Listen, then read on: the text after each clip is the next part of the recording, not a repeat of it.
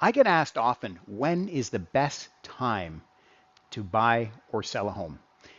And I'm going to pause you there for a second, and I'm going to come back to that right after we talk about the new market real estate stats. So like my other videos, what we're going to do is we're going to have a look at the most current month we have for Aurora in the Toronto Real Estate Board stats, which is September 2021. We're going to compare that with what happened a year ago in September 2020, and then we're going to have a little comparison of what happened in August 2021 as well. So if we look at the numbers, the N stands for new listings that are coming to that came to market. The A is active listings, and active listings essentially are what carries over into the next month. So it's what didn't sell. And the S is sales through the month. So if we look at September 2020, new listings coming to market was 252 in Aurora. That's across all home types, so condos, semis, towns, links, detached.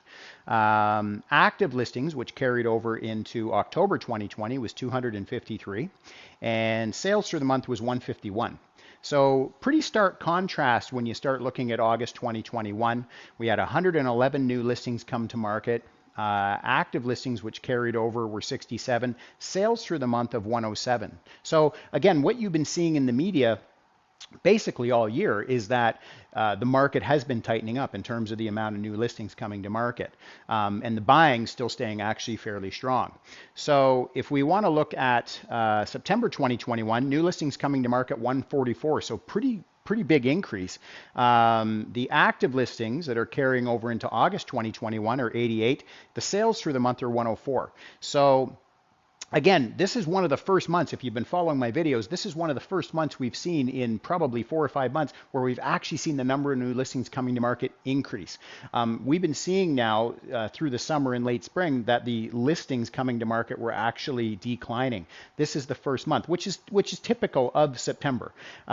Typically, we see the first week, 10 days, maybe 2 weeks of September, and certainly notwithstanding this year, but kids getting back to school, parents getting back to work, and this year, of course, parents getting back into going to the office and things like that. So certainly not shocking that the listing inventory did increase. The average sale price across all home types in Aurora a year ago was $1,126,000. That's August 21 is $1,176,000. Now you're looking at this number thinking, did this guy write this down properly? I did. I checked it a few times. So September 2021 average sale price in Aurora is $1,405,000. Now you're probably scratching your head going, how is that even possible? You have to remember it's an average sale price across all home types. And when you have a place like Aurora, a town like Aurora, where there is a lot of diversity in the listings. I mean, you have condos, condo townhouses, semis, links, and then you have the other swing, which is, $1 million, multi-million dollar, multi-million dollar houses. So Aurora's got a lot of diversity. So you always have to take this number with a grain of salt, because what ends up happening is, 1 month, like in September 21, you get more multi-million dollar houses selling, which is of course going to bring that number up. And then other months you get more townhouses, semis, and condos selling, which is of course going to affect the number, to the contrary as well. So just anyways, yeah, take that with a grain of salt. So SNLR is known as sales to new listings ratio, also known as the absorption rate. So it tells us that out of the homes coming on the market each month, what is the percentage that are actually selling? So in September 2020, 59.9% of the homes that came on the market sold. In August 2021, we were 96.4% of the homes that came on the market sold. Wow. So if you're asking yourself, what is a buyer's market? What is a seller's market? Typically, when you're under 50% absorption rate, you would be indicative of a buyer's market. Between 50 and 60 would be what's considered a balanced market. So there's enough supply to meet the demand. And then when you get into over the 60%, you're into a seller's market. So if we look at September 2021, we're actually sitting at 58.3. Now there are some segments in Aurora, like if I will just want to pick this apart, if you look at detached, for instance, the absorption rate's around 47%. So that would be pushed back into a buyer's market. There's a lot of detached listings that came on the market in September in Aurora. Whereas if you look at townhouses, the absorption rate is around 125%. So again, what you're seeing here is an average, but it's going to depend on what your particular home segment is, and that can make the difference too.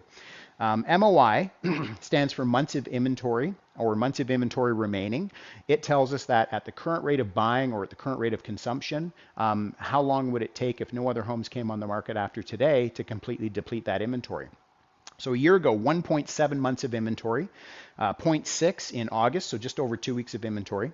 Currently trending at 1 month of inventory. So again, not shocking with seeing these numbers. So we have, I'll just go back and recap. So we have new listings coming to market, 144, so pretty big growth from the month before. Active listings have also grown, so that means the inventory that's carrying over has grown, right? And the sales through the month was actually reduced. So you have less sales, more inventory, which of course is leading to more carryover, and you have a reduction in the absorption rate and an increase in the months of inventory. So pretty straightforward. Sale price to list price ratio, 99.2% of asking in September 2020, 104.9% in August 2021, and currently trending the same. Days on market to get a home sold, 22 in September 2020, 17 in August, and 18 in September 2021. So again, not shocking to see that number going up as we have more listings coming to market. The more listings you have when you have active buyers, it's just going to take people longer to get through the inventory. So I'm not shocked to see that actually come up a little bit.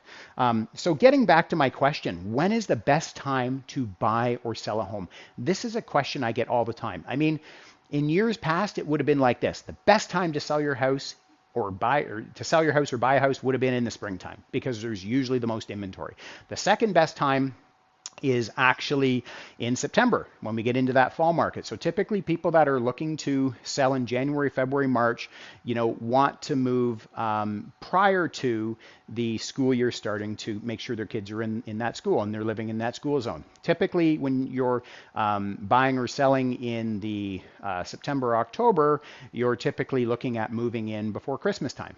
So, certainly there is some validity to that, and you can certainly see the numbers do reflect, but certainly from a seller standpoint, definitely we have been through one of the most lean markets we have seen in the GTA in a long time for the last year. There hasn't really been a bad time to sell as a seller. Really, at the end of the day, I mean, it certainly fluctuates week by week in terms of, the activity of the buyers out there. Every home is unique. So, what one buyer doesn't like one week, another buyer might love the next week. So, I can't really suggest that there's any bad time. It really just has to,